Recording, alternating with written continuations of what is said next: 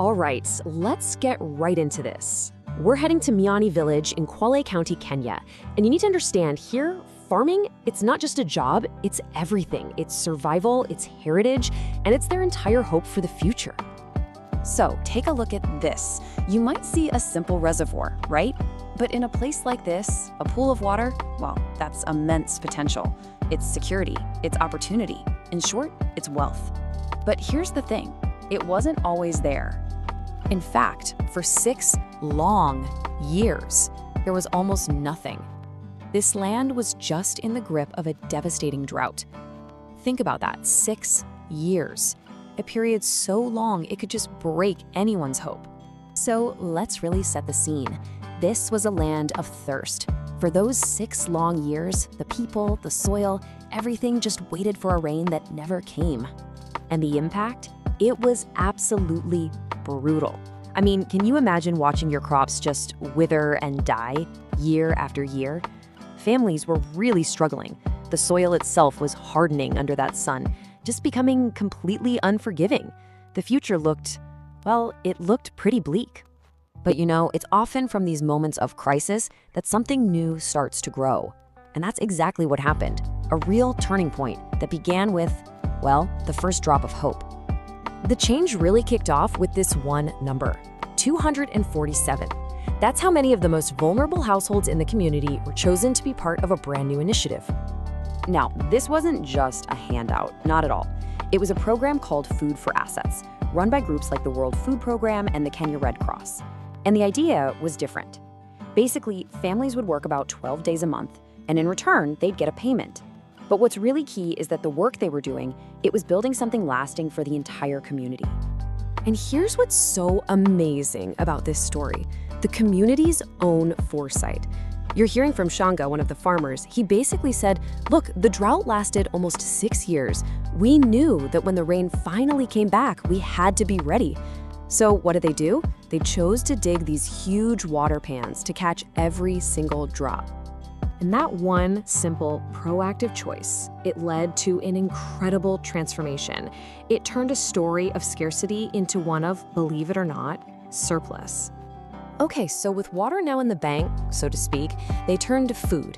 Now, most of them didn't have their own land, so they struck a deal with the local school. They could farm the school's land if they provided food for its special unit. And they started using this amazing traditional technique called zai pits. It's a really brilliant idea for semi-arid land. You dig these sunken pits that harvest and hold on to every bit of water right where the plants need it most. And the results? They were almost immediate and honestly just extraordinary. Shanga said that in just one harvest, on a single day, they pulled in 15 buckets of tomatoes. I mean, after 6 years of nothing, can you even imagine what that felt like?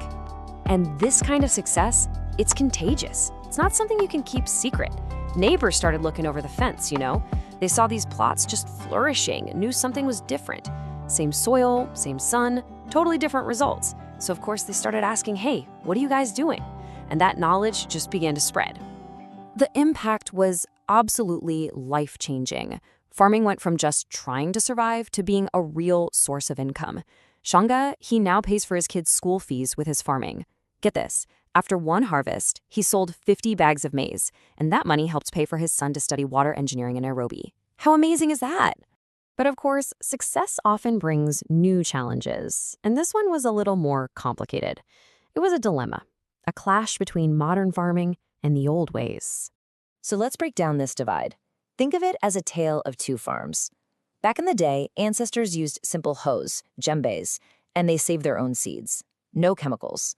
Fast forward to today, and it's all about tractors, hybrid seeds you have to buy, and a whole cocktail of fertilizers and pesticides. And another farmer, Sylvester, he really puts a fine point on it. He says his ancestors, they harvested plenty without any chemicals. But now, he says the soil is so degraded that if you don't use fertilizers, you harvest nothing. The land has literally become dependent. You know, it's not just about the tools either. There was this deep spiritual connection that's being lost. Before planting, elders would go to these sacred forests, the Kaya forests, to pray for rain.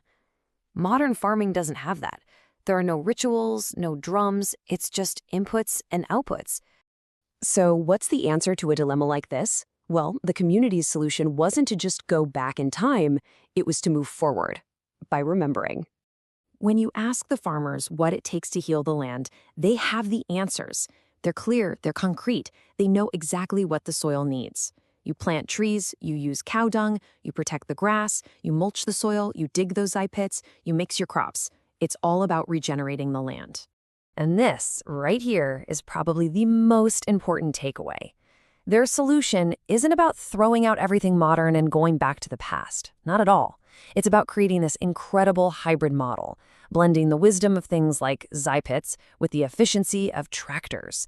It's about planting new trees right next to the maize fields. It's a blend of science and memory. But even with all this incredible progress, the journey is far from over. So what's the biggest challenge that still remains? Well, it still comes down to water.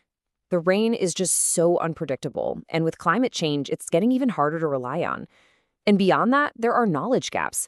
Not every single farmer has gotten the training, so that really valuable information doesn't always make it to everyone who needs it. Shranga's plea is really for a totally different approach. He says that government officials, developers, they need to come down to the grassroots. They need to listen to the mwananchi, that's the word for the everyday people, the citizens. True development, he says, has to start by listening to what people on the ground actually say they need.